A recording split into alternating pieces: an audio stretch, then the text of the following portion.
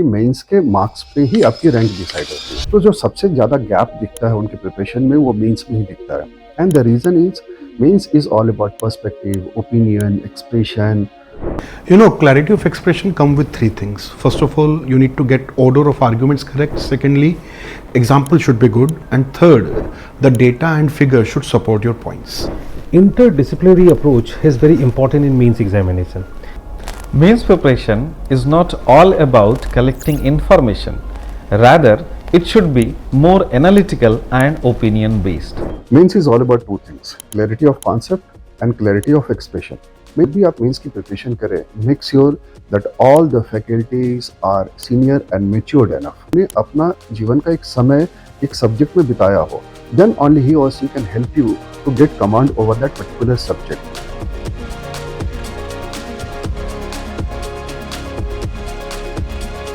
Hello everyone, my name is Suyesh Kumar and I have secured All India rank 468 in UPSC Civil Services Exam 2024. This was my first attempt and my optional is PSIR. So starting from my background, I belong to Kanpur, Uttar Pradesh. I have done most of my schooling from Guru Hara Academy, Kanpur itself. And though I have also visited other cities because my father is in LIC, so he periodically got transferred also, so I have visited other cities also, but mostly I am from Kanpur and I have done both my 10th and 12th from Kanpur itself. So post that I went into IIT BHU and I did my chemical engineering which I completed in 2023, and then I started preparing for UPSC Civil Services. And now coming to the strategy, अगर मैं बात करूँ तो freshers के लिए basically ये important हो सकता है because फ्रेशर्स हैं. अब दो टाइप के फ्रेशर्स भी हो सकते हैं, एक जिसका बैकग्राउंड है, एक जिसका बैकग्राउंड नहीं है. So I come from a technical background, तो मेरा कोई ऐसा सोशल साइंसेज में बैकग्राउंड नहीं है, 10 से साइंस ही पढ़ी है. So we have to shift, like हमारा ऑलमोस्ट डायमेट्रिकली ऑपोजिट डोमेन है because UPSC is all about social domain. तो हमें शिफ्ट करना होता है, तो वो कैसे मैंने शिफ्ट किया और कैसे आप भी कर सकते हैं मेरी स्ट्रैटेजी को एडजस्ट करके अपने नेचर के हिसाब से, तो वो मैं आपको बताऊंगा. तो बेसिकली आपको अगर यूपीएससी देना ही है तो फर्स्ट ऑफ ऑल आपके अंदर इंटरनल मोटिवेशन होना चाहिए, बहुत ज़्यादा एक्सटर्नल पुश नहीं होना चाहिए जो आजकल रील कल्चर से हो रहा है और वो सब हो रहा है. तो इंटरनल पुश या तो सोशलाइजेशन से आ सकता है या फिर जेन्युइनली किसी का इंटरेस्ट होता है पब्लिक डोमेन में वर्क करने का. तो ये दोनों केसेस हैं अगर आपके, तो बेसिकली आपका मोटिवेशन वाला एंगल सॉर्टेड रहेगा. अब क्वेश्चन आता है कि पीरियोडिक मोटिवेशन जो डाउन अप होता है उसका क्या करें, तो that I will say in the coming few minutes. So basically पहले तो इंटरनल ड्राइव होनी चाहिए. मेरे केस में थोड़ा सा सोशलाइजेशन भी था एंड ऑल्सो मेरे को पब्लिक डोमेन में वर्क भी करना था. बट फिर physics, chemistry, maths and all ये सब इंटरेस्टिंग लगने लगा था स्कूल लाइफ में. सो आई वेंट फॉर IIT. वरना डायरेक्टली भी मैं इधर आ सकता था, बट उधर इंटरेस्ट थोड़ा सा इंक्लिनेशन टिल्ट हो गया. बट ग्रेजुअली कॉलेज में सीनियर से इंट्रैक्शन हुआ और जो सेलेक्टेड कैंडिडेट्स हैं मेरे ही कॉलेज के या फिर अदर प्रेस्टिजियस इंस्टीट्यूट्स के, तो उनसे फिर ये लगा कि नहीं, UPSC should be my sole focus. तो यही मैंने किया भी. मैंने प्लेसमेंट्स में नहीं बैठा था एंड प्लेसमेंट्स में ना बैठने का मेन रीज़न यही था because if I would have set for the placements तो प्लेसमेंट लगती एंड देन फिर 2 या 3 साल वर्क एक्स होता, बट फिर वो बहुत ज़्यादा एक्सटेंड हो जाता है एंड फिर यूपीएससी करना थोड़ा सा डिफिकल्ट हो जाता है, जो कि आप बहुत सारे कॉमन स्टोरीज में देख भी सकते हैं कि यूजुअली जॉब से रिजाइन ही करना पड़ता है यूपीएससी के लिए बिकॉज आप साइड बिजनेस की तरह इसको डील नहीं कर सकते हैं. तो पहले तो आपका इंटरनल ड्राइव होनी चाहिए कि मेरे को इसी डोमेन में जाना है. वो क्लैरिटी होनी चाहिए माइंड में कि भाई UPSC is the sole focus. ऐसा नहीं होना चाहिए कि मैं जॉब भी कर रहा हूँ, मैं फिर यूपीएससी भी कर रहा हूँ. वो भी लोग करते हैं नो डाउट, बट मैं मेजॉरिटी केस को कैटर कर रहा हूँ. आपको कुछ एक्सेप्शंस को देख के स्ट्रैटेजी अपनी नहीं डिसाइड करनी है क्योंकि एक्सेप्शंस हर एक केस में होंगे.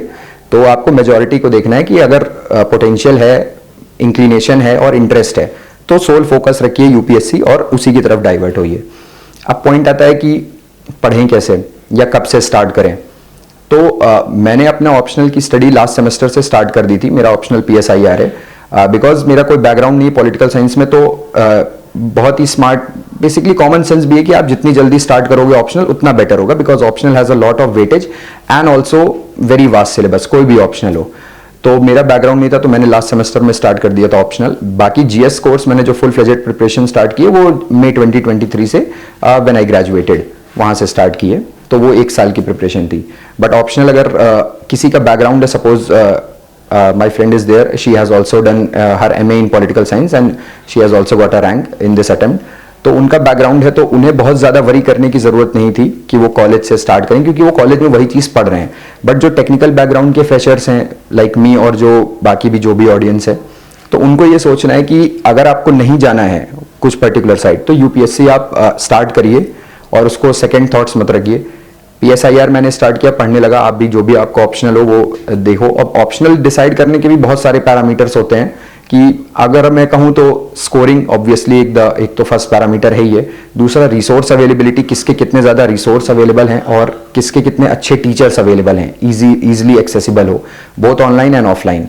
And also I have done whole my preparation in online mode only, Kanpur से ही, तो उसका भी इशू कोई ऐसा नहीं होता है कि ऑनलाइन से नहीं हो पाएगा, ORN ही आना पड़ेगा, तो ऐसा कोई खास रीज़न नहीं है कि एकदम ORN से ही होगा। मैंने किया और बहुत सारे लोगों ने किया है कि ऑनलाइन घर से ही किया उन्होंने और घर से ही क्वालिफाई भी किया है, इसी साल नहीं हर साल करते हैं, क्योंकि ऑनलाइन इंफ्रास्ट्रक्चर कोविड के बाद बहुत बेटर हो गया है। तो आपके पास लाइव रिकॉर्डिंग्स और इंटरेक्शन, मेंटरशिप, सारे प्रोग्राम है, आप टीचर से इंटरेक्ट भी कर सकते हो। तो इस डाउट में मत रहना कि मैं ऑनलाइन में हूं तो कुछ मैं लूज कर रहा हूं और ऑफलाइन ORN वाले गेन कर रहे हैं, वो खास कुछ ऐसा है नहीं। दोनों के प्रोज कॉन्स हैं। ORN में जो रहेगा उसको थोड़ा सा पीयर ग्रुप मिलेगा, टीचर से फिजिकल इंटरेक्शन हो पाएगा, तो that is there. But online में आप हो तो आपको हेल्दी फूड, फैमिली सपोर्ट, ये सब चीजें मिलेंगी और बोथ आर एसेंशियल। तो ये चीज तो सॉर्ट हो गई। अब आते हैं बेसिकली स्ट्रैटेजी में कि मैंने किया क्या लिमिटेड टाइम में। तो फर्स्ट ऑफ ऑल यूपीएससी बिल्कुल वास्ट रिसोर्सेज हैं, ओशन ऑफ रिसोर्सेज अवेलेबिलिटी है। आप अगर ORN आके कभी देखोगे तो रिसोर्सेज की कोई कमी नहीं है, बोथ ऑनलाइन एंड ऑफलाइन। तो पहले तो आपको सेपरेट करना पड़ेगा कि मुझे यही चीज पढ़नी है। मीन्स आपको हर आए दिन टेक्नोलॉजी अपग्रेड होगी, कोई चैट जीपीटी से कुछ मटेरियल बनाएगा, कोई किसी सॉफ्टवेयर से बनाएगा, कोई किसी ऐप से बनाएगा, कोई कह देगा मैंने PYQs एनालाइज किए और फिर मैंने ये चीज उससे थीम एक्सट्रैक्ट किया और मैंने ये देखो PDF बना दी है। वो सब चीजें ठीक है, वो जो कर रहा है वो करने दो, पर आपको जिसके पास लिमिटेड टाइम है उसको ये सब चीजों के पीछे नहीं भागना है। आपको कुछ स्टैटिक बुक्स करनी है, जो कि ऑब्वियसली सभी को पता है कि पॉलिटी के लिए लक्ष्मीकांत है, मॉडर्न के लिए स्पेक्ट्रम है, P2P है और सो एंड सो, और मेजरली जैसे ज्योग्राफी के लिए NCERT है। तो ये सब चीजें आपको ऑलरेडी पता है, तो I won't go into much detail. But आपको सेपरेट करना होगा। जिसके पास टाइम है, जो सपोज जो फ्रेशर ही है, बट वो फ्रेशर अगर BA का है या किसी सोशल डोमेन से वो ग्रेजुएशन कर रहा है, तो उसके पास थोड़ा सा आपको एज है, तो उस एज को भी आपको रिकॉग्नाइज करना होगा। लाइक मैंने रिकॉग्नाइज किया कि कोई BA का कोई सेंट स्टीफेंस का टॉपर है, कोई DU से कर रहा है, कोई BHU से कर रहा है, तो उसके पास मेरे से थोड़ा एज होगा, बिकॉज उनके एग्जाम है, उनके पास आंसर राइटिंग की हैबिट है, उन्होंने यही चीज पढ़ी हुई है। मोस्टली लोग फिर जो पढ़ते हैं, जिससे BA करते हैं कोई भी सोशल वाला ग्रेजुएशन, तो वो वही ऑप्शनल एक्सटेंड कर देते हैं अपना, तो उनके पास एज है। तो ये भी आपको एज रिकॉग्नाइज करना है उन फ्रेशर से कि आपके पास कोई ऐसा एज नहीं होगा कि आपका ऑप्शनल मैच करे, आपकी आंसर राइटिंग मैच करे, ये सब कुछ नहीं होगा। आप अगर IIT से आ रहे हैं फॉर एग्जांपल, तो मैं उसका एग्जांपल दे पाऊंगा कि हमें कोई ऐसी आंसर राइटिंग नहीं करनी होती है। बहुत नॉर्मल लेवल में मैथ्स, लॉजिक, इंट्यूशन और प्रैक्टिकल एप्लीकेशन ज्यादा होती है, जो कि ऐसा यूपीएससी में बिल्कुल नहीं है। तो आपको ये चीज समझनी पड़ेगी, रिकॉग्नाइज करनी पड़ेगी और एक्सेप्ट करनी पड़ेगी कि भाई ये पैरामीटर्स हैं and I can't help them, जो है वो यही है मेरे पास। तो अब आपको ऐसे ही डील करना होगा। तो मैंने भी अपने सोर्सेज सेपरेट किए, लिमिटेड रखे। मुझे अब सपोज कोई मल्टीपल अटेम्प्ट्स वाले स्टूडेंट्स हैं, तो ऑब्वियसली उनसे कम नॉलेज होगी। क्यों होगी? क्योंकि उन्होंने ज्यादा टाइम पढ़ा हुआ है वो चीज। तो जिसने ज्यादा टाइम पढ़ी हुई है उसको ज्यादा नॉलेज होगी। तो उसमें भी आपको नहीं सोचना है कि यार सपोज थर्ड अटेम्प्ट का आपके साथ बैठे हुए हैं या कोई फोर्थ अटेम्प्ट के बैठ रहे हैं तो आप ऑलरेडी पीछे हो गए, ऐसा कुछ भी नहीं है। आपको अगर डायरेक्टेड स्टडी आपने भी की है तो आपको भी रिजल्ट मिलेगा जैसे उनको मिलेगा, बस उनके पास थोड़ा ज्यादा नॉलेज हो सकती है। और वो नॉलेज कब काम आएगी वो अभी मैं बताता हूं। तो पहले तो ऑप्शनल जितना जल्दी आप स्टार्ट कर सकते हैं, टेक्निकल एंड बोथ, जो भी आप ग्रेजुएशन वाले हैं दोनों के लिए, फ्रेशर्स के लिए है, वो स्टार्ट करिए। देन आप मेन स्पेसिफिक बहुत ज्यादा मतलब पढ़ाई करिए। बेसिकली सेग्रीगेटेड पढ़ाई तो कुछ होती ही नहीं है, बट आपको मेंस दैट इज एनालिसिस में बहुत फोकस करना है। अगर आप GS1 को कंसिडर करें तो सोसाइटी के जो क्वेश्चंस थे 2024 में, वो ऐसे नहीं थे कि आप स्ट्रेट फॉरवर्ड कोई कॉन्सेप्ट आप पढ़ के आए बस उस कॉन्सेप्ट को लिख दें, ऐसा कुछ भी नहीं है। वो एप्लीकेशन है। तो अगर आपने कॉन्सेप्ट को एनालाइज नहीं किया है, इंटरनलाइज नहीं किया है, तो उसको आप पुट नहीं कर पाओगे मेंस में। एंड मेंस में लक फैक्टर बहुत कम है। अगर आपके पास मेहनत आपने की है, अगर प्रॉपरली कॉस्ट बेनिफिट एनालिसिस की है और स्ट्रैटेजी फॉलो की है एग्जाम के नेचर और डिमांड के हिसाब से, तो mains will reward you definitely, उसमें कोई डाउट नहीं है। जो थोड़ा सा मेंस का लक फैक्टर आएगा वो आता है, सपोज किसी का बैकग्राउंड है, अगर मैं एक एग्जांपल दूं तो मेरा PSIR ऑप्शनल है and this year a question was anti अराक movement. तो वो अब क्योंकि मेरा बैकग्राउंड नहीं था और मैंने कोचिंग की, टेस्ट सीरीज लगाई, बट वो क्वेश्चन का मैंने कहीं नहीं पढ़ा था, तो वो मुझे नहीं आता था, बट मेरी एक फ्रेंड है उनको ये चीज आती थी। तो यहाँ पे थोड़ा सा बैकग्राउंड हेल्प करेगा, बट वो इतना भी खास मैटर नहीं करेगा। तो लक फैक्टर हल्का रहेगा, हर स्टेज में रहेगा, प्रीलिम्स मेंस इंटरव्यू, बट उसको आप इतना ज्यादा नहीं अकाउंट कर सकते हो। And we also there is a saying in PSIR, political science वाले जानेंगे, that luck favours the brave. तो सभी बच्चों को ब्रेव बनना है अगर क्वालिफाई करना है UPSC तो, और ऑलरेडी सब जो भी क्वालिफाई कर रहे हैं वो हैं, जो नहीं भी कर पा रहे हैं किसी रीजन की वजह से वो भी हैं, ऐसा कुछ नहीं है, क्योंकि अनसर्टेनिटी बहुत है इस एग्जाम में। तो अब अगर मैं रहूं कि मई से जून से क्या किया, तो बेसिकली मोस्टली मैंने सेल्फ स्टडी की, बिकॉज कॉलेज में भी हम लोग की ये हैबिट बन गई थी कि इतना प्रोफेसर या टीचर से नहीं पढ़ना है, सेल्फ स्टडी करना है। तो मेरा सेल्फ स्टडी का था। आपका अगर किसी का ये है कि मुझे टीचर से पढ़ना है, मुझे टीचर के नोट्स बनाने हैं, तो उसमें ऑल गुड, कोई दिक्कत नहीं है। बस हाँ, अपने नोट्स अगर आप जितने ज्यादा सब्जेक्ट्स के बना लोगे उतना बेटर है। बट सपोज टाइम कम है, जैसे मेरे पास टाइम कम था तो मैंने पॉलिटी के नोट्स नहीं बनाए, मुझे लक्ष्मीकांत ही पढ़नी थी, जो कि यूजुअली लोग नहीं बनाते, बट कुछ लोग बनाते भी हैं कि टीचर्स के नोट्स जो लेक्चर्स अटेंड करने हैं उनसे शॉर्ट नोट्स बना लिए, या फिर कुछ चीजें उनको याद नहीं हो रही हैं, सपोज पार्लियामेंट के कुछ कॉन्सेप्ट्स, तो सिर्फ उनको उनके नोट्स बना लिए, वो शॉर्ट नोट्स, तो वो आप कर सकते हो। क्योंकि कोई भी द स्ट्रैटेजी नहीं, जो मैं बता रहा हूं या कोई और रैंकर बता रहा है या कोई और, तो ऐसा नहीं कि वो ही द वे है। आपको अपना वे बनाना है, आपके अपने नेचर के साथ, आपकी रिटेंशन पावर क्या है, आपकी एब्जॉर्बिंग पावर क्या है, ये सारी चीजें आपको एडजस्ट करके अपनी एक स्ट्रैटेजी बनानी होगी। तो मैंने यही किया कि फिर लिमिटेड सब्जेक्ट्स के नोट्स बनाए, बाकी जो स्टैटिक बुक्स थी वो स्टैटिक बुक्स ही पढ़ी, क्योंकि books will ultimately be the most beneficial, जो कि आपको रिजल्ट भी देगी। और 24 के प्रीलिम्स में था भी कि ज्योग्राफी की NCERT जिसने अच्छे से पढ़ी होगी इन कंपैरिजन टू किसी भी कोचिंग के नोट्स, तो उसको ज्यादा बेनिफिट हुआ होगा, बिकॉज NCERT से क्वेश्चन थे। तो पहले तो आपको यहीं पे सेग्रीगेट कर देना है, जिसके पास 1 साल है या 1.5 साल है मैक्स टू मैक्स और बैकग्राउंड नहीं है, या बैकग्राउंड है भी तो भी, कि भाई एक पर्टिकुलर रिसोर्स फॉलो करना है। अननेसेसरी बहुत ज्यादा नोट मेकिंग नहीं करनी है। कुछ लोग कहेंगे कि आपके पास हर एक चीज का नोट्स होना चाहिए, डेफिनेटली वो भी बात सही है, बट टाइम कंस्ट्रेंट है, तो उस टाइम कंस्ट्रेंट को देख के आपको नोट्स बनाने हैं। और बीइंग अ स्टूडेंट मैं खुद समझ रहा हूं कि नोट्स बनाना बहुत अच्छा लगता है हम लोग को। जब हम लोग नोट्स बनाते हैं तो 3 घंटे नोट्स बना दिए, लगता है 3 घंटे बहुत पढ़ाई कर ली, तो ऐसा होता नहीं है। जो आप पढ़ेंगे, जो आप याद करेंगे, वो बेटर होगा इन कंपैरिजन टू जो 3 घंटे में आप नोट्स बनाएंगे। तो वो थोड़ा सा, और वो कॉस्ट बेनिफिट भी आपको देखना होगा कि मैं 3 घंटे में सपोज 10 पेजेस के नोट्स बना रहा हूं, पर आप पढ़ रहे होंगे तो 3 घंटे में आप 30 पेजेस पढ़ लेंगे, अगर ठीक ठाक रिटेंशन पावर है तो ये चीजें भी आपको माइंड करनी होगी कि कोई भी ऐसा काम नहीं करना है जिसमें आपका टाइम वेस्ट हो, क्योंकि टाइम है नहीं आपके पास बिल्कुल भी। तो GS1, GS2, GS3 ये तो हो जाता है बेसिकली, मतलब इनका वो है। अब GS4 इज टोटली सेपरेट, उसके लिए एक अलग ही है आपको मेंस में, या तो अगर आप किसी कोचिंग में एनरोल्ड हैं तो वहां पे फॉलो करिए, या फिर कुछ लेक्सिकन की बुक हो गई, या फिर अगर आप कोई बैकग्राउंड है आपका तो वो कर लीजिए। गूगल तो है ही, आप ChatGPT करिए, AI का यूज करिए, कुछ भी करना हो करिए, बस सिलेबस के पॉइंट्स को कंसिडर करके और PYQs मैपिंग करके आपको पढ़ना है। अगर कोई टीचर पढ़ा रहे हैं आप सो वेल एंड गुड, नहीं पढ़ा रहे हैं आप सेल्फ स्टडी कर रहे हो तो भी कोई इशू नहीं है। एक कोई स्टैटिक बुक ले लो, उसके बाद आप थोड़ा सा मैपिंग करो PYQ की, कि भाई ऐसे ऐसे क्वेश्चंस आ रहे हैं, UPSC इस साइड इंक्लाइन है, तो आपको थोड़ा सा गूगल करना होगा, उसमें कोई बुराई नहीं है। जिसके पास अब नेट अवेलेबिलिटी नहीं है उनके लिए अलग केस हो गया कि हाँ उनके पास इशू नहीं, बट मोस्टली सभी के पास हो सकता है नेट अवेलेबल। तो नेट का यूज करिए, एक्सटेंसिवली करिए, मैंने भी ऑनलाइन बहुत यूज किया है। और जितना हो सके अगर आपके पास मीन्स हैं तो डिजिटल भी अगर आप रह सकते हैं तो डिजिटली पढ़िए ऑफलाइन की जगह। मैंने मतलब काफ़ी चीज़ें डिजिटली पढ़ी हैं, तो वो भी थोड़ा सा बेनिफिशियल होता है, क्योंकि ईजिली एक्सेसिबल है, ईजिली एडिटेबल है। आपको जो भी वैल्यू एडिशन करना है अपने नोट्स में तो आप ईजिली वैल्यू एडिशन कर सकते हैं इन कंपैरिजन टू पेज, अगर आपने बॉर्डर लाइन नहीं दी हुई है। तो ये सब चीज़ें आपको चारों GS के लिए करनी ही पड़ेंगी। ऑप्शनल के लिए थोड़ी सी अलग स्ट्रैटेजी होती है, बिकॉज हमें आंसर भी उसमें अलग वे में लिखने होते हैं, सिलेबस भी एक पूरा सेपरेट होता है और उसमें थोड़ा सा स्पेशलिस्ट डिमांड होती है।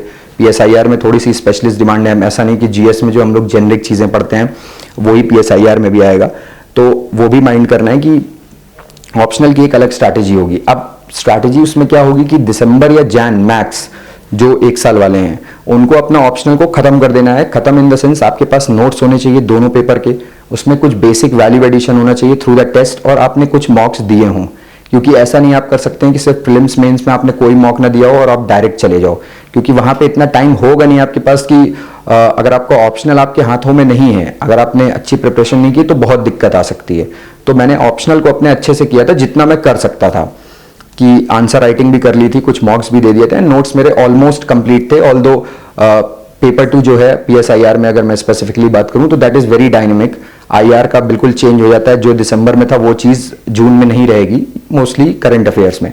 तो वो आपको वहीं पे वैल्यू एडिशन करना होगा अपने नोट्स में, तो वो तो चीज़ नहीं है। बट स्टैटिक पोर्शन जो भी, जैसे पेपर 1 इज ऑलमोस्ट स्टैटिक, तो वो आपके उसके नोट्स प्रिपेयर होने चाहिए, चाहे वो शॉर्ट नोट्स हो चाहे लॉन्ग नोट्स हो। कुछ लोग होता है कि शॉर्ट नोट्स बना लेते हैं, कुछ लोग नहीं भी बनाते हैं, तो उससे कोई बहुत खास फर्क नहीं पड़ेगा। बस ये होता है कि भाई एक दिन पहले कैसे रिवाइज करें शॉर्ट नोट्स, तो वो आपकी चॉइस है। अगर आपको ऐसा है तो शॉर्ट नोट्स बना लीजिए। मैंने भी कुछ टॉपिक्स के बनाए थे जो कि बहुत लेंदी टॉपिक्स थे। तो थोड़ा सा बस रिसोर्स को कम रखना है आपको, ताकि जब कम रखना है और कम रिसोर्सेज से पढ़ना है, क्योंकि टाइम इतना है नहीं। और ऑप्शनल की बेसिकली बस यही है स्ट्रैटेजी कि जितना ज़्यादा आप अच्छे से पढ़ेंगे डिटेल से, उतना बेनिफिट होगा। GS में उतना डिटेल नहीं जानी है आपको। तो अब ये ऊपर ऊपर से काफ़ी कुछ हो गया है। Now I will go into the detail सारी चीज़ की। तो प्रीलिम स्टेज में अगर मैं कहूँ तो मैं घर से कर रहा था और ऑनलाइन कर रहा था, तो I was enrolled in a coaching also. तो मैंने उनके नोट्स को थोड़ा सा फॉलो किया। मैं वाजीराम एंड रवि का स्टूडेंट हूँ, तो उनके नोट्स को मैंने फॉलो किया। बट मोस्टली सेल्फ स्टडी की और ऑनलाइन रिसोर्सेज अगर आप विजन के देखेंगे तो वो भी फ्रीली अवेलेबल हैं, GS स्कोर के अवेलेबल हैं, और भी कई सारी कोचिंग अगर फोरम के आपको चाहिए तो वो मिल जाएगा। बट पॉइंट ये आ जाता है कि सारी कोचिंग ने अपने अपने करंट अफेयर निकाले हुए हैं, सारी कोचिंग ने अपना सब्जेक्ट में वैल्यू एडिशन निकाला हुआ है, तो क्या पढ़ें क्या ना पढ़ें। तो आपको एक ही चीज फॉलो करनी है। लाइक मैंने विजन को फॉलो किया, उनकी करंट अफेयर मैगजीन फॉलो की, तो मैंने वही की।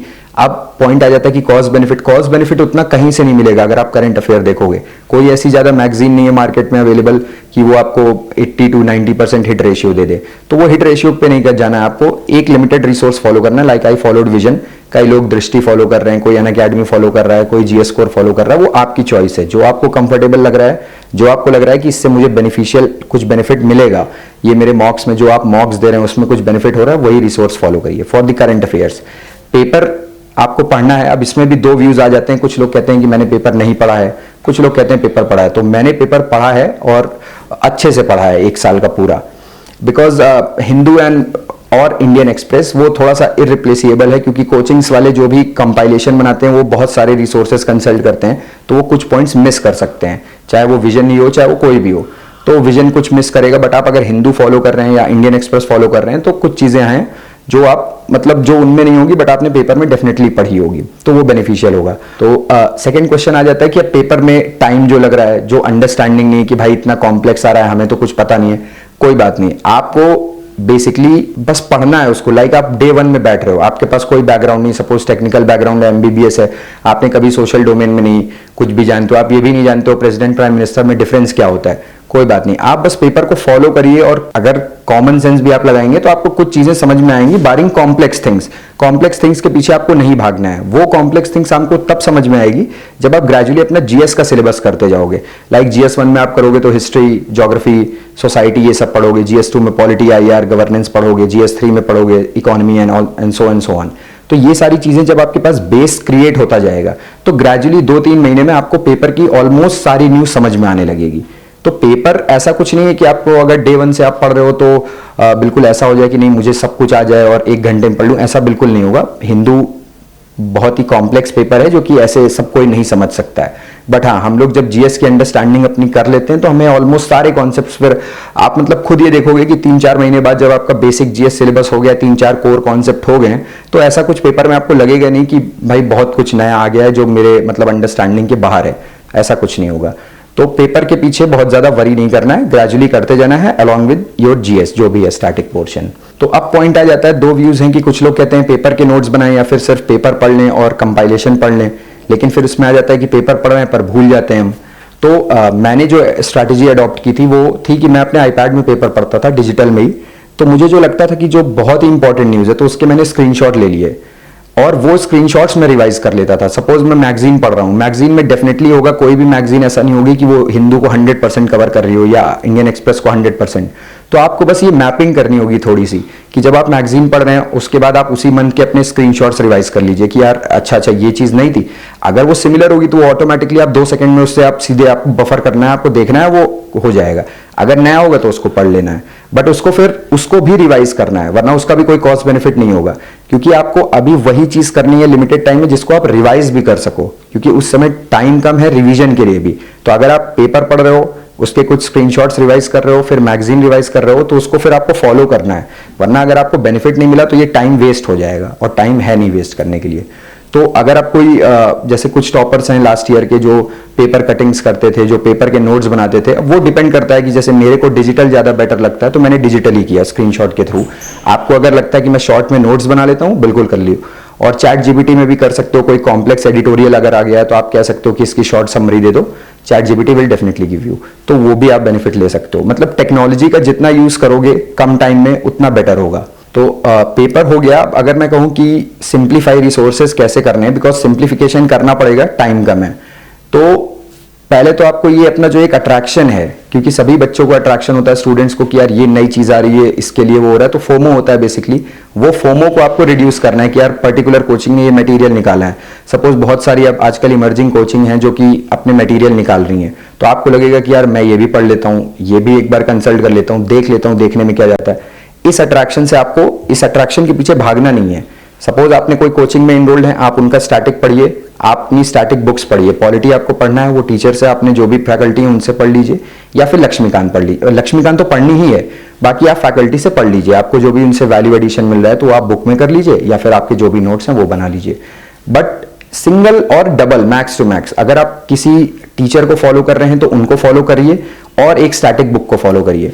अगर आप suppose ancient medieval art and culture किसी टीचर से पढ़ रहे हैं और आपको लग रहा है कि ये पीवाईक्यू मैपिंग अच्छी हो रही है, मतलब टीचर डिटेल में पढ़ा रहे हैं, तो आप उनसे बिल्कुल पढ़िए। बट फिर एनसीईआरटी को सिर्फ एक बार कंसल्ट कर लीजिए, एनसीईआरटी को रीड कर लीजिए कि यार कोई चीज मिसिंग है तो मैं वैल्यू एडिशन कर लेता हूं।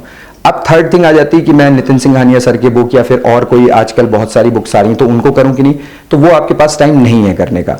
2 ही सोर्सेज होने चाहिए, या फिर टीचर और नोट्स जो कि एक हो गया, या फिर और दूसरा हो गया स्टैटिक जो भी बुक है आपकी। तो यही 2 फॉलो करने हैं। अब कौन से फॉलो करने हैं ये डिपेंड करता है। कुछ लोग भाई स्पेक्ट्रम फॉलो कर रहे हैं, कुछ लोग प्लासिड टू पार्टीशन फॉलो कर रहे हैं, तो वो आपकी चॉइस है। इसमें कोई ऐसा नहीं है कि कोई कुछ स्पेक्ट्रम में होगा कुछ P2P में होगा, तो ऐसा कोई ब्लैक एंड व्हाइट नहीं है। ये आपकी चॉइस है, जो मन वो आप करिए। बट 2 ही रखने हैं, एक टीचर और टीचर के नोट्स और दूसरा एक स्टैटिक बुक। ये इससे आप अगर ये करोगे तो बहुत सिंप्लीफाई रहेगा रिसोर्सेज, और नए रिसोर्सेज के पीछे नहीं भागना है। बट एक स्टेज आएगी प्रीलिम्स के लिए जब आप मॉक्स देना स्टार्ट करोगे कि रैंडम क्वेश्चंस को कैसे डील करें। वो हर साल प्रीलिम्स में भी आएगा, वो मॉक में भी आएगा, तो उसके लिए क्या करें। तो उसके लिए बेसिकली यही करना होगा जो कि मैंने भी किया था, कि जब आपने 2 ये रिसोर्सेज फॉलो कर लिए हैं तो आपको पीवाईक्यू मैपिंग जब आप कर रहे हो तो पीवाईक्यू को बहुत डिटेल में करना होगा। लाइक आप ऑप्शनल भी एनालाइज करिए। जैसे अगर मैं कहूं तो 2022 में शायद उन्होंने एक ऑप्शन में दिया हुआ था वॉरियर सुसाइड, और वही नेक्स्ट ईयर पूरा क्वेश्चन ही था एक संगम पीरियड से। तो अगर किसी ने पीवाईक्यू एनालिसिस की होगी तो वो क्वेश्चन उसको मिल गया होगा, तो बेनिफिट होगा। सिमिलरली बहुत सारे ऐसे एग्जांपल हैं, चाहे वो प्रिंसिपल ऑफ नेचुरल जस्टिस और ड्यू प्रोसेस हो, या फिर कोई भी ऐसे इन्वायरमेंट के भी बहुत सारे कॉन्सेप्ट रिपीट होंगे। तो पीवाईक्यू एनालिसिस से आप जो रैंडमनेस है उसको भी आप अकाउंट कर पाओगे, क्योंकि लिमिटेड टाइम है तो इतना करो। तो ये 3 चीजें अगर आप कर ले रहे हो तो एक अच्छी स्टैंडिंग आपको मिल सकती है। पर पॉइंट ये है कि अब अच्छी स्टैंडिंग अगर इतना करने के बाद भी नहीं मिल रही तो क्या रीजन हो सकता है। तो रीजन है रिवीजन। तो रिवीजन मोस्ट इंपॉर्टेंट है इसमें, क्योंकि coming from a technical background, मैंने जो 4 साल पढ़ाई की है, हम लोग बहुत ज्यादा लॉजिक में और इंट्यूशन में और मैथ में ये सब में डील करते हैं, जिसमें ऐसा नहीं कि आप बहुत ज्यादा पढ़ना है, आपको लॉजिक ज्यादा लगाना है। यहाँ पे क्या है, आपको बहुत सारी फैक्चुअल चीजें उसके ऊपर एनालिसिस है, तो अगर आप रिवाइज नहीं करोगे तो आप डेफिनेटली भूलोगे। तो ये भी जो डायलेमा रहेगा स्टूडेंट्स का रहता है, मेरा भी था, सभी का रहता है कि यार अब मैं हिस्ट्री पढ़ रहा हूँ, ये भूल जा रहा हूँ, मैं वो पढ़ रहा हूँ, वो भूल जा रहा हूँ। तो सिर्फ रीजन यही है कि रिवाइज करो भाई। आपने अगर एक सब्जेक्ट पढ़ लिया है, हिस्ट्री आपका खत्म हो गया, सपोज आपने अब ज्योग्राफी उठाया है, तो ज्योग्राफी के साथ साथ आपको हिस्ट्री को छोड़ नहीं देना है बिल्कुल। अगर आपने छोड़ दिया उसको तो वो बेकार हो जाएगा, उसकी फिर कोई बेनिफिट नहीं मिलेगा आपको। तो आपको एक पर्टिकुलर टाइम, आप चाहे दिन के 2 घंटे दीजिए, 3 घंटे दीजिए, बट आपको वो रिवीजन के लिए डेफिनेटली देना है। अब रिवीजन करना कैसे है ये भी हो सकता है, आप या तो डायरेक्ट नोट्स बना लो, जो भी नोट्स आपने बनाए या बुक से पढ़ रहे हो वो पढ़ लो, या फिर आप टेस्ट दे दो इसके स्पेसिफिक, जो सेक्शनल टेस्ट होते हैं किसी भी टेस्ट सीरीज के। लाइक मैंने विजन और फोरम फॉलो किया था। तो ये दोनों चीजें आप अगर कर लोगे तो इससे आपका रिवीजन होता रहेगा प्रीवियस सब्जेक्ट का, और एक आपका अभी सब्जेक्ट होता रहेगा। तो 2 सब्जेक्ट आपको करने हैं दिन में और ऑप्शनल करना है। मैं ये सिंगल ईयर वालों के लिए बता रहा हूं। तो ये 3 चीजें आपकी चलेंगी। एटलीस्ट ऑप्शनल को आपको 3 से 4 घंटे देने ही पड़ेंगे, इससे कम में वो बनेगा भी नहीं, क्योंकि अगर आप क्लासेस कर रहे हैं तो उससे भी होगा, और उसके बाद आपको रिवाइज करना होगा, उसके बाद कुछ ना कुछ पीवाईक्यू मैपिंग करनी होगी, तो 3-4 घंटे आपको लग जाएंगे ऑप्शनल में। एंड अदर देन दैट आपको पेपर पढ़ना है। पेपर के फिर जो भी मैंने बताया वो नोट्स आपको जैसे भी बनाने हैं वैसे बनाइए, उसमें टाइम लगेगा 1-1.5 घंटा। इनिशियली और ज्यादा टाइम लग सकता है, but you don't need to worry about that, वो ग्रेजुअली डिक्रीज होगा टाइम, जैसे मैंने बताया है। और 2 जीएस के सब्जेक्ट्स आपको करने पड़ेंगे, चाहे वो हिस्ट्री करें, मतलब मॉडर्न करें, या फिर ज्योग्राफी करें, इकोनॉमी करें, या कुछ करें। अब इसको भी थोड़ा सिंपल कैसे बना सकते हो कि दोनों हैवी सब्जेक्ट्स मत चूज करो। अगर आप इकोनॉमी चूज कर रहे हो तो इकोनॉमी थोड़ा सा इंट्यूटिव, लॉजिकल और कंसेप्चुअल सब्जेक्ट है, तो आप थोड़ा सा हल्का ले लीजिए, लाइक मॉडर्न ले लीजिए। मॉडर्न में कोई बहुत ज्यादा लॉजिक नहीं, कुछ नहीं, आपको अगर थोड़ी सी स्टोरी आ गई है उसके बाद आपको बेसिकली फैक्ट्स याद करने कि भाई ऐसा ऐसा ये हुआ था, ये हुआ था, उसमें आपको कोई खास लॉजिक नहीं लगेगा, बट इकोनॉमी में लगेगा। तो अलग अलग नेचर के सब्जेक्ट ले लो, तो थोड़ा सा माइंड भी आपका सेपरेट रहेगा, तो करने में भी आसानी रहेगी।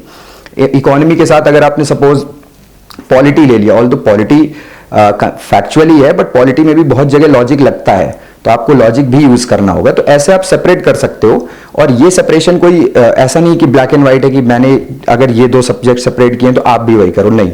आपको अपना मेंटल इंक्लिनेशन देखना है कि भाई ये दोनों में मैं कंफर्टेबल हूं, अगर साथ में पढ़ने में तो मैं ये दोनों चूज करूंगा along with my optional and paper. तो इतनी चीजें आपको करनी ही पड़ेगी दिसंबर तक, और मैक्स टू मैक्स जनवरी। उसके बाद आप थोड़ा सा प्रीलिम्स मोड में शिफ्ट हो सकते हैं, मतलब आपको अपना ऑप्शनल थोड़ा सा कम करना होगा, और वो डिपेंड करेगा आपने प्रिपेयर कितना किया है। तो ऑप्शनल को कम करिए, प्रीलिम्स को ज्यादा इंक्रीज करिए। प्रीलिम्स को इंक्रीज करने का मतलब क्या हुआ, थोड़ा सा फैक्चुअल कंटेंट में और आइए, मतलब मेंस की जो आप एनालिसिस कर रहे थे, फॉर एग्जांपल आर्टिकल 200 आप पढ़ रहे हैं, जो भी 25 या 26 के लिए आर्टिकल 200 बहुत न्यूज में, तो प्रीलिम्स के हिसाब से फरवरी से आपको क्या पढ़ना है कि 200 क्या है, 201 क्या है, 199 क्या है, बस ये पढ़ना है। मेंस में अभी तक आप क्या पढ़ रहे थे कि ऑनरेबल सुप्रीम कोर्ट के क्या जजमेंट्स हैं, क्या केस लॉज हैं, ये सब भी थोड़े आपको ज्यादा याद होने चाहिए। तो वो चीज, वो वाला आपको एलिमेंट थोड़ा कम करना होगा, और फैक्चुअल थोड़ा सा इंक्रीज करना होगा।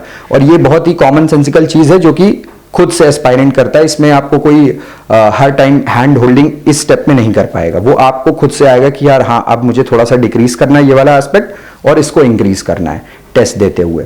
तो अब ये वाली जो डिटेल हो गई है। अब पॉइंट आता है स्टूडेंट्स के मन में कि टाइम कम है तो कुछ शॉर्टकट्स हैं कि नहीं। ऑल्दो शॉर्टकॉर्ट जैसा कुछ होता नहीं है, बट स्टिल आप बहुत सारे कुछ मेजर्स हैं जो कि अपॉइंट कर सकते हैं, जो कि आप अगर करेंगे तो शायद थोड़ा आपका टाइम रिड्यूस हो। फॉर एग्जाम्पल अगर कोई कॉन्सेप्ट आपको पढ़ना है तो उसको पढ़ने की जगह अगर कोई लेक्चर अवेलेबल है आपके पास जो कि आपको लग रहा है कि एक क्रेडिबल टीचर का है, फॉर एग्जाम्पल इकोनॉमी किसी को पढ़नी है, तो अब सपोज मेरा कोई बैकग्राउंड नहीं है तो उसको मैं खुद से पढ़ने की जगह, पॉलिटी तो मैं एक बार खुद से पढ़ भी सकता हूं, बट इकोनॉमी खुद से पढ़ने में थोड़ी डिफिकल्टी होगी।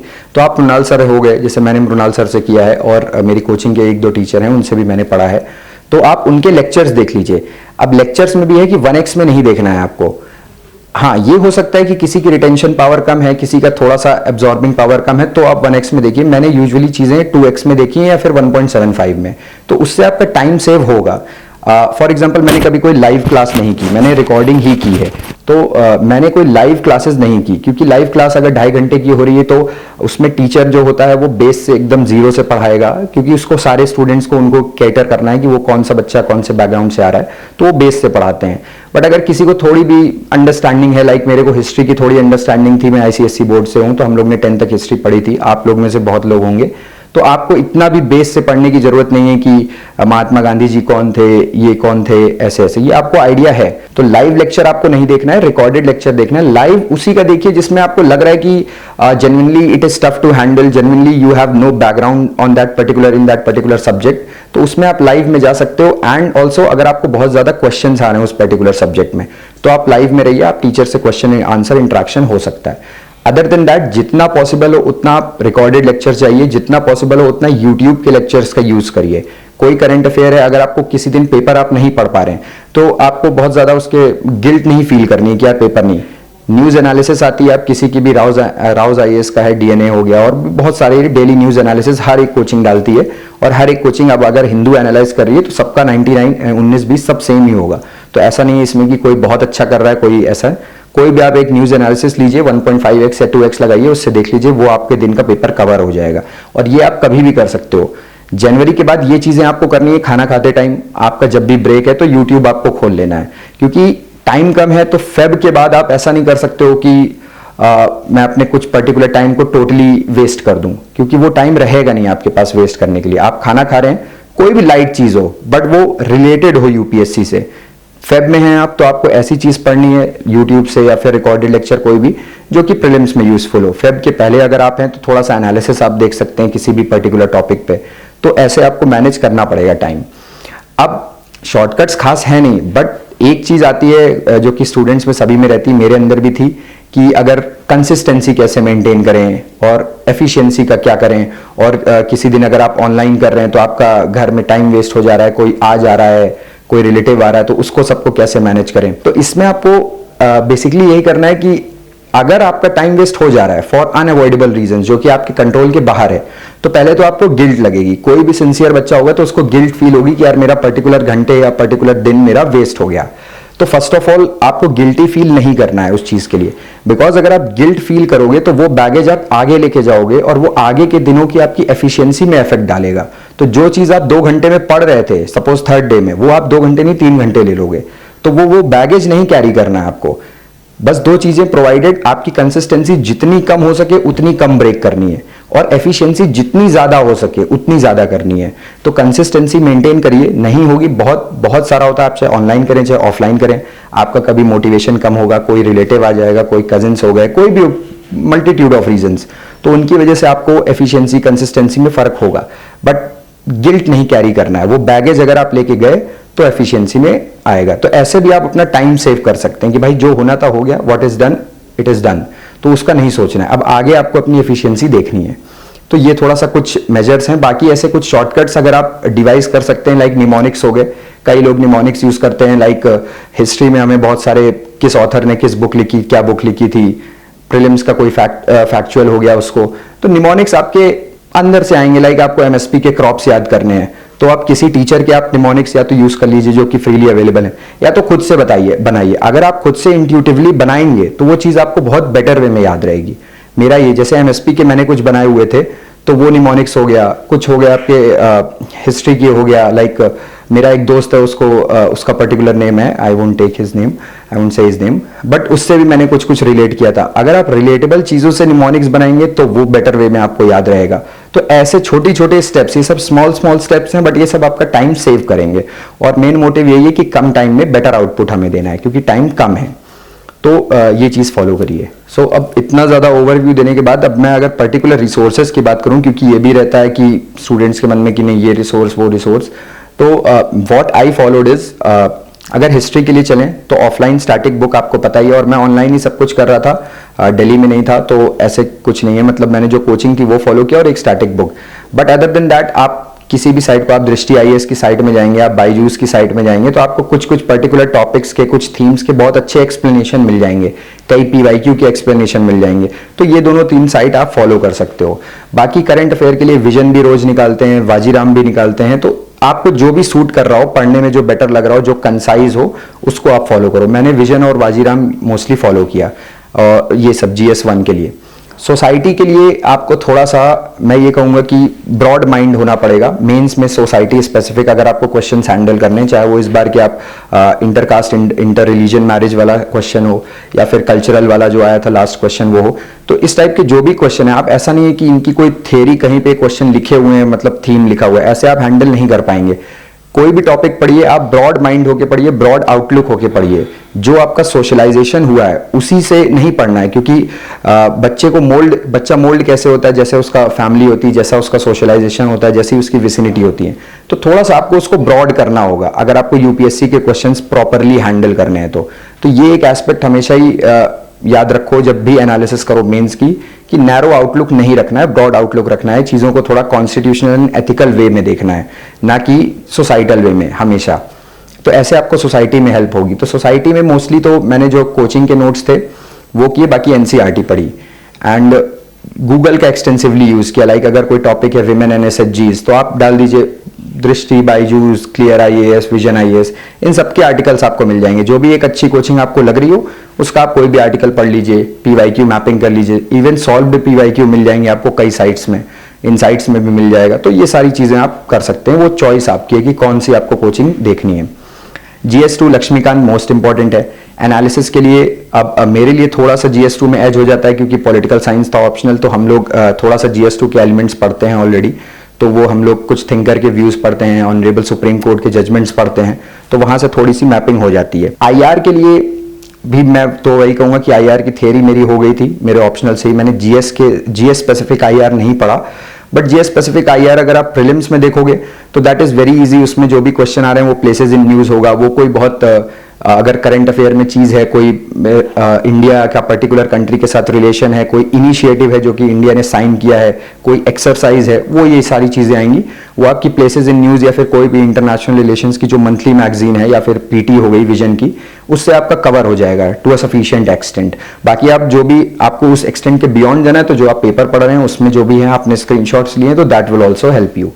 एंड अब GS3 की बात करें तो GS3 बहुत ज़्यादा वास्ट एंड बहुत ज़्यादा वेग सब्जेक्ट है, ऑल्दो मेंस में उसका इक्वल वेटेज है चारों पांचों सब्जेक्ट्स का, बट उसको बहुत ही अच्छे से हैंडल करना होता है। और उसके लिए इकोनॉमी के लिए अगर मैं कहूँ तो मैंने वाजीराम के टीचर से भी हेल्प की और मृणाल सर से ऑब्वियसली हेल्प ली। आप भी कर सकते हो, अगर आपको कोई एक पर्टिकुलर अच्छा टीचर मिल गया तो आप उनसे बिल्कुल हेल्प लीजिए, उनके नोट्स फॉलो करिए एंड यूट्यूब को फॉलो करिए। अब यूट्यूब में ये क्वेश्चन आ रहा है कि किसको फॉलो करें, तो ये बहुत ज्यादा मैटर नहीं करेगा। कई सारे इमर्जिंग टीचर हैं फॉर एग्जांपल जो कि शायद अपना ऑफलाइन इंफ्रास्ट्रक्चर छोड़ के ऑनलाइन आ रहे हो, इनिशियली उनके पास व्यूज नहीं रहेंगे, बट इसका मतलब ये नहीं कि उनकी क्रेडिबिलिटी नहीं है, क्रेडिबिलिटी है, बस उनके पास व्यूज उतने नहीं है। तो आपको देख लेना, अगर आप किसी के बारे में जानते हो, उसकी वीडियो आपको देख के समझ में आ रही है और आप PYQ से रिलेट कर पा रहे हो कि हाँ भाई काम की चीज बता रहे हैं, तो उनसे पढ़िए, कोई उसमें डाउट नहीं है।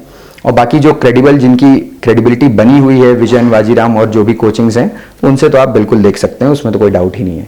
तो GS3 थोड़ा सा हैंडल करना पड़ेगा, वेग है, एग्रीकल्चर, इंटरनल सिक्योरिटी, इन सबको अच्छे से पढ़ना होगा। इंटरनल सिक्योरिटी की भी बुक्स हैं। साइंस एंड टेक के लिए आप जो भी अपनी कोचिंग है उसके नोट्स हो गया, और आप NCERT पढ़ सकते हैं 11th-12th की। तो ये चीजें करनी पड़ेंगी। GS4 एथिक्स का मैंने ऑलरेडी बता दिया है, और एथिक्स में सबसे इंपॉर्टेंट है आपको लेटेस्ट एग्जांपल्स देना, लेटेस्ट केस स्टडीज देना। तो वो आपको कई सारे करंट अफेयर्स वाले हो गए, कई सारी कोचिंग हो गई जो कि आपको डेली प्रोवाइड करते रहेंगे, डेली नहीं करेंगे तो मंथली प्रोवाइड करेंगे।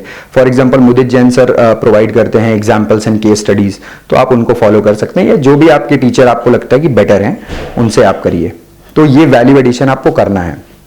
और ऑप्शनल में जो भी आपका ऑप्शनल है, सपोज किसी का टेक्निकल ऑप्शनल है, अगर मैं टेक्निकल डोमेन वालों की बात करूं, तो आप टेक्निकल ऑप्शनल तभी लीजिए जब उसमें आपको बहुत अच्छा आपका होल्ड हो।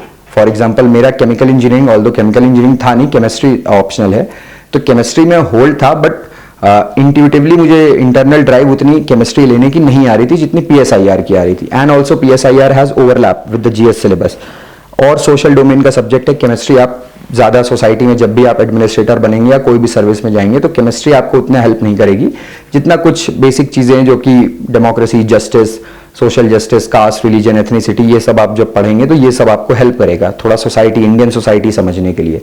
तो आप ऐसे भी रिलेट कर सकते हो। अब आते हैं मेन स्पेसिफिक में, तो आंसर राइटिंग कब करेंगे पूरे इस 1 साल या 1.5 साल जो भी है आपके पास। तो आंसर राइटिंग जैसे मैंने बताया कि अगर आप दे रहे हैं तो दिसंबर जनवरी तक आपको एटलीस्ट ऑप्शनल की आंसर राइटिंग कर लेनी है। एटलीस्ट 1 या 2 ऐसे लिख लेने हैं कि आपको ऐसे का थोड़ा हैंग आ जाए कि लिखना क्या होता है। ऐसा तो नहीं कि आप ऐसे में बहुत ज़्यादा GS स्पेसिफिक चीज़ें डाल दे रहे हैं, या फिर अगर फिलोसॉफिकल टॉपिक आए जो कि आजकल वही आ रहे हैं तो आप सिर्फ फिलोसफी डाल दे रहे हैं, ऐसा नहीं है। आपको बहुत ही ब्रॉड ऐसे लिखना है, बहुत ज़्यादा डायमेंशंस होने चाहिए, 5 से 6 डायमेंशन एटलीस्ट होने चाहिए आपके ऐसे में। और नेसेसरी नहीं कि आप पेस्टल अप्रोच फॉलो करें, आपके अंदर जो भी आ रहा है एक फ्लो होना चाहिए, एक कोहेरेंस होना चाहिए आपके ऐसे में, और it should like feel good to read. तो ऐसा ऐसे होना चाहिए और डिमांड भिड़नी चाहिए। तो अब ये कैसे आएगा कि फील गुड और ये सब कैसे करें? आप किसी कोचिंग का कोर्स ले सकते हैं, उनसे हेल्प लीजिए, कोई टेस्ट सीरीज ले लीजिए, विजन की टेस्ट सीरीज है ऐसे की, वो ले लीजिए, मैंने भी विजन की टेस्ट सीरीज ली थी, तो उससे आप फॉलो कर सकते हैं। एक्सप्लेनेशन आ जाते हैं ऐसे का वो भी आ जाएगा आपके पास, एक मॉडल आंसर भी आ जाएगा, उससे आप हेल्प लीजिए। एंड ऐसे इज वेरी मच इंट्यूटिव। ऐसा नहीं कि मैं किसी को या मैं या कोई टीचर मुझे हैंड होल्डिंग करके सिखा दे, कोई मुझे पॉलिटी पढ़ा सकता है पर मुझे कोई ऐसे सच पढ़ा नहीं सकता है। जो भी नए टॉपिक आएंगे तो मुझे वहीं पे इंस्टेंटली सोचना पड़ेगा हर एक कैंडिडेट को। तो आपके अंदर ये वो ब्रेनस्टॉर्मिंग वाली एबिलिटी आपको डेवलप करनी है कि आप टॉपिक को लेके ब्रेनस्टॉर्म करें। तो उसके लिए एटलीस्ट एक दो ऐसे आप ब्रेनस्टॉर्म कर लीजिए। एक दो आप 10 कर सकते हो, 10 करिए, बट एक दो एटलीस्ट होने चाहिए दिसंबर के पहले आपके पास, टाइम कंस्ट्रेंट वालों के लिए।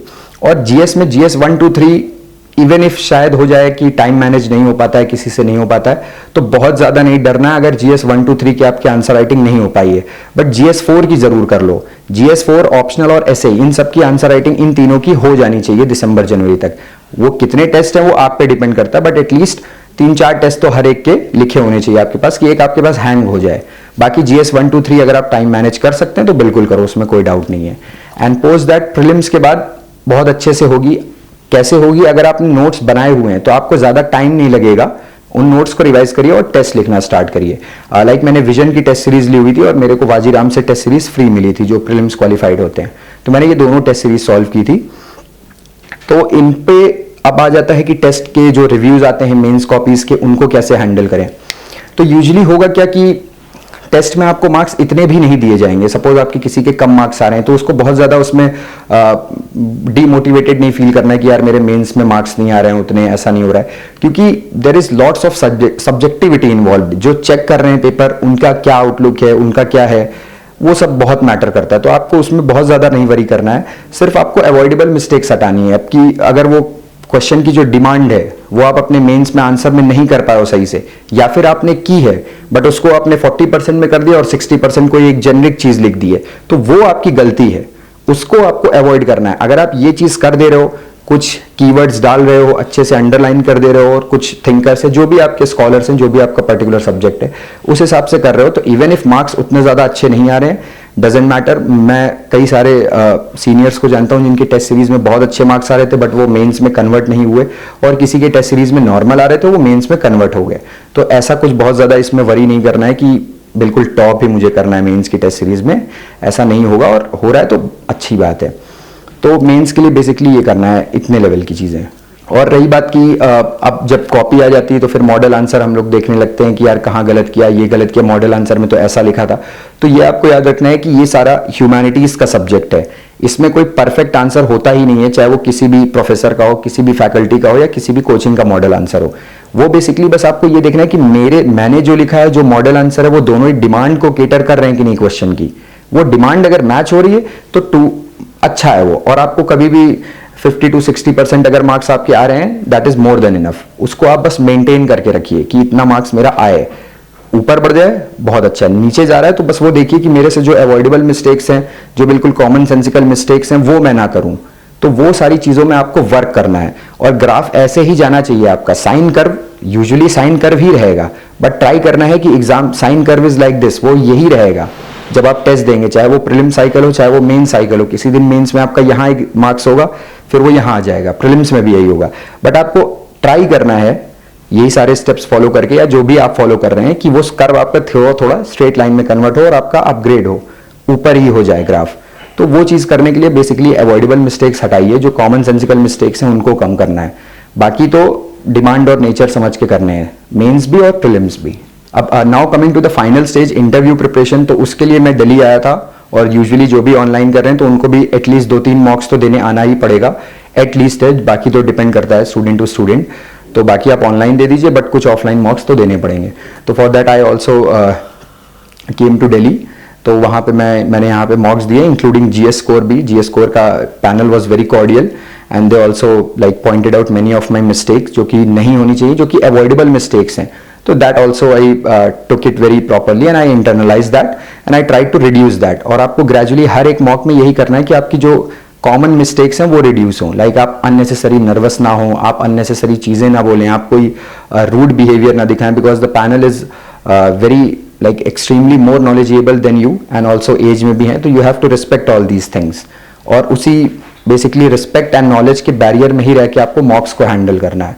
बाकी स्टडी तो इंटरव्यू की यही है कि जो भी आपका डैफ है उसका हर एक कीवर्ड आपको आना चाहिए इन डिटेल। इसके लिए चाहे आपको नीति आयोग के पेपर पढ़ने पड़ जाएं। फॉर एग्जांपल मेरे डैफ में कुछ चीजें थी, लाइक मेरे डैफ में स्वामी विवेकानंद जी भी थे, तो मैंने बहुत एक्सटेंसिवली उनके बारे में पढ़ा। मैं जिस भी मॉक में गया, मैंने वहाँ के जो भी चेयरपर्सन थे पैनल के, उनसे मैंने स्टोरीज पूछी कि कुछ unique things about Swami ji. तो ये सब चीजें सब बच्चे करते हैं, आपको भी करना होगा कि आप अपना डैफ कितना एक्सटेंसिवली कवर कर रहे हैं।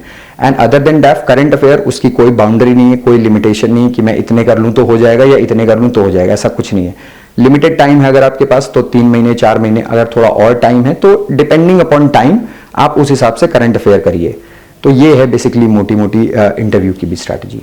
And now to summarize it all, आपको ये याद रखना है कि मैंने किया है, रैंकर्स ने किया है, सिंगल डिजिट डबल डिजिट हर साल आ रहे हैं, तो आप भी कर सकते हो। ऐसा कुछ नहीं है कि ये कोई ऐसा एग्जाम है कि ये डुएबल नहीं है, बिल्कुल डुएबल है, आप भी करोगे, बस प्रोवाइडेड दैट आप बेसिक जो डिमांड है एग्जाम की, जो नेचर है, जो रिक्वायरमेंट्स हैं, जो बेसिक रिक्वायरमेंट्स हैं, उनको फॉलो कर रहे हो। उनको फॉलो करोगे तो definitely you will clear this exam. And secondly consistency efficiency पे वर्क करना है। Laws of thermodynamics says that 100% efficiency किसी की नहीं हो सकती है, आपकी भी नहीं होगी, मेरी भी नहीं है, किसी भी AIR1, कोई भी AIR1 सो एंड सो, कोई भी जीनियस किसी की भी नहीं होगी। तो उस पर आपको बहुत ज्यादा वरी नहीं करना है, बस एफिशिएंसी आपको अपनी इंक्रीज करनी है, कंसिस्टेंसी आपको मेंटेन रखनी है। वो जितनी आप कर पाओगे, जितना बेसिक डिमांड को आप केटर करोगे एग्जाम की, उतना बेनिफिशियल होगा आपके लिए। और प्रोसेस को ट्रस्ट करिए, अपने मेथड्स को ट्रस्ट करिए। ऐसा नहीं कि किसी की द स्ट्रैटेजी जो मैं बोल रहा हूं या जो कोई और रैंकर बोल रहा है उनकी, कुछ नहीं। आपको अपने ह्यूमन नेचर, आपको अपने मेंटल इंक्लिनेशन के हिसाब से एडजस्ट करनी है स्ट्रैटेजी, वो एडजस्ट करिए, बाकी एग्जाम हो जाएगा। You don't need to worry about that much.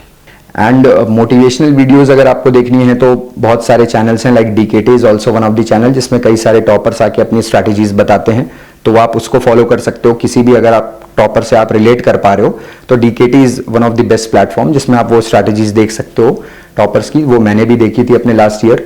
ये सब छोटी मोटी चीजें हैं जो कि आपको थोड़ा मोटिवेटेड फील करा सकती हैं। लाइक अगर मैं किसी, फॉर एग्जांपल लास्ट ईयर मैं एक टॉपर को जानता था, तो उनके भी DKT में वीडियोस थे, तो वो भी मैंने देखी, और अदर चैनल्स में भी थे। तो ये सब छोटी मोटी चीजें आपको मोटिवेट भी करेंगी, and these channels are also very helpful in that regard. Wishing you all the very best and hope you clear the exam as soon as possible. Thank you very much.